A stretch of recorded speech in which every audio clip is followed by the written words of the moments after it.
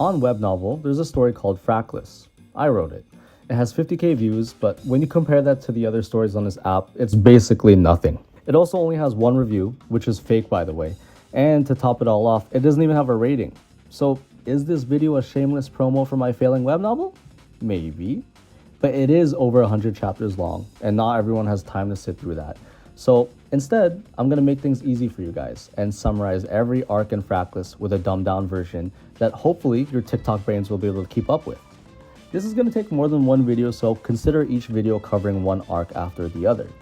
And with that, we start with our first arc. Invidan War arc.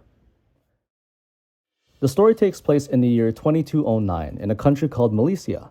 Milicia is special because unlike anywhere else in the world, its people have unique powers and abilities called fractals.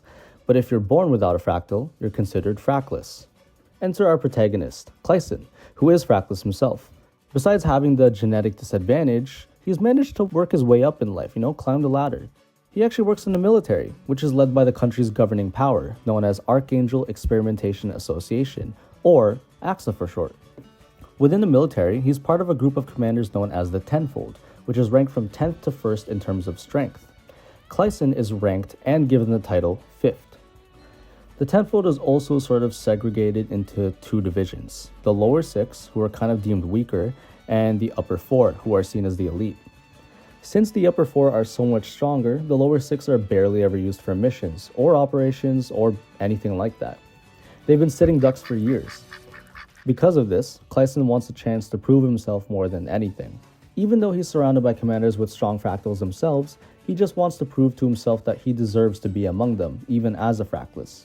But somewhere, deep in the shadows, the 4 leaders of AXA, known as the Overseers, have a discussion where they decide that they want to disband the lower 6 because they're just so useless. Get rid of them, we're wasting money. I know, right? We don't even use them anyways. But one of the Overseers, who's in charge of the military, his name's General Michael, wants to give the lower 6 a chance to prove themselves first before officially disbanding them.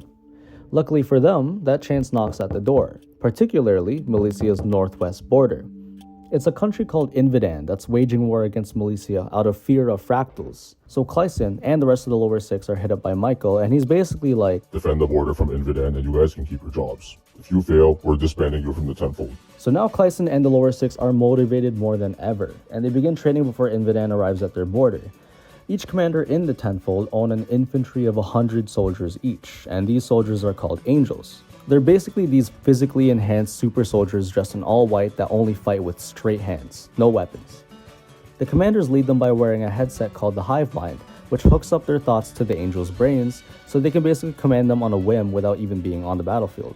So the day of the war comes around, and Clyson and the lower 6 hook up to their Hive Minds back at base, while all of their Angels are deployed to the battlefield where Invidan is gonna arrive. At first, the lower 6 are underestimating Invidan, purely because they have fractals while Invidan doesn't. 10th has infrared vision, 9th can create speed boost zones, 8th has the vision of an eagle, which means he could see afar 4 times further than the human eye, 7th can make things so hard that they're impenetrable, 6th can convert his own excitement into kinetic energy, specifically for his Angels to use, and then there's Clyson, who's fractless. I can flank them. Anyways, the war gets going and Invidan's first wave comes. The lower 6 underestimate them, and 9th's entire infantry of Angels ends up getting blown up by bombings. Shit. The second wave comes, and now half of 6th infantry gets blown up by bombings. Shit. Invidan also has 5 tanks, and they're all taking turns at shooting Milicia's border. Luckily, 7th is making her Angels do like these cheerleader walls to block the shots with their impenetrable bodies due to her fractal. And it's working, but not for long. 10th has a nervous breakdown after seeing so many Angels die already, and he logs out of his hive mind, now only leaving Clyson, 7th, and 8th to fend for themselves. Before the third wave arrives, Clyson comes up with a plan. 7th will continue to defend the border from the tank shots, 8th will send out a distraction on the front lines, and Clyson will flank the enemy with a few of his Angels. They execute the plan, only for it to completely backfire because somehow Invidan was already expecting Clyson's flank, so they kill the handful of Angels he just sent, and they begin to close in on the border. Also, the tanks just fired a shot and 7th's cheerleader wall hasn't been remade yet, so basically they're on the verge of losing this war. Like, they are literally about to get destroyed in the next second. Oh look, a random unknown person dressed in black robes just appeared in the sky and used their green telekinetic powers to protect the border, destroy the tanks, and kill every single one of the Invidan soldiers, all in just a matter of seconds. What a coincidence! What the actual fuck? And then the person just vanishes out of thin air. So the war is now over and everyone logs out of their hive minds. General Michael greets them and tells them that both 9th and 6th died. Their brains got fried like eggs when experiencing all of their angels die in the same instant. 10th also just ran away and left the base like a coward after logging out of his hive mind during the war. This left only Kleisen, 7th, and 8th remaining from the lower 6. So General Michael's like, You guys basically did defend the border like we asked, but if it weren't for that random person at the end, y'all would have lost. So for that, we're disbanded from the tenfold. So Kleisen loses his label 5th, and 7th's name is revealed to be Cynthia, and 8th's name is Emmanuel. Now Kleisen feels like shit, because he came up with a plan that could have turned the tides in their war only for it to completely fail. He basically feels like he's the reason they lost in the end. But then General Michael's like, Hey Kleisen, first from the upper 4 is interested in you. You should go visit him. and Kleisen's like, What?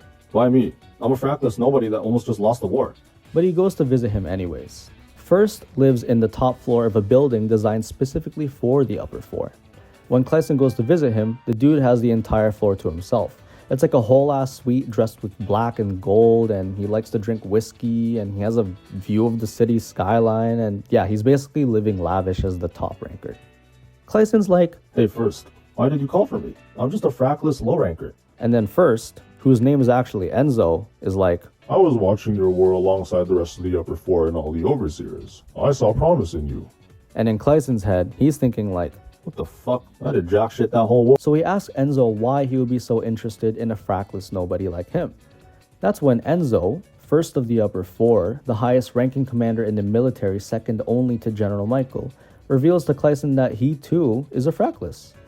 Obviously, Kleisen is dumbfounded, because he always saw being FRACTLESS as a disadvantage, but now he's just found out that one of the strongest people in the military is FRACTLESS. In that moment, Enzo declares to teach Kleisen his ways and how to use FRACTLESSness as a strength rather than a weakness. And so they cheers and down a shot of whiskey while watching fireworks together in a weirdly romantic setting. So that brings us to the end of this first episode of this series, where I'm going to be summarizing every arc in FRACTLESS for you guys. Hope you guys enjoyed this first arc, the Invidan War arc. Please stay tuned for the next arc, which is going to be called the Heathen arc. And before this video ends, I just want to give out a special thanks to my friend Parker for drawing these graphics for the video. Look forward to some more in the next episode. Bye!